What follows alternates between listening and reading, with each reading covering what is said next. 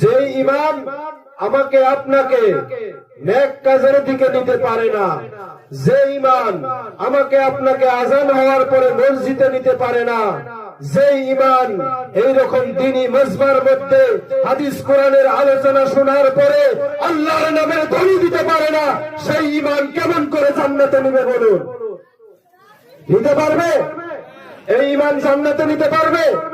যে ঈমান দ্বীনের দিকে অগ্রসর হতে চায় না, আল্লাহর নামের ধ্বনি দিতে বললে মুর্দা গলায় আওয়াজ দেন, মুর্দা গলায় সুবহানাল্লাহ বলেন, মুর্দা গলায় আলহামদুলিল্লাহ বলেন, তার মানে ঈমানের বাতি নিভে যাচ্ছে।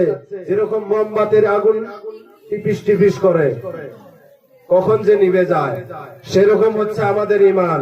প্যারে মুসলমান, আমাদের ঈমানকে মজবুত করতে হবে, তারপর আল্লাহর ভয় তাকওয়া নিয়ে চলতে হবে, তবেই না আমি আপনি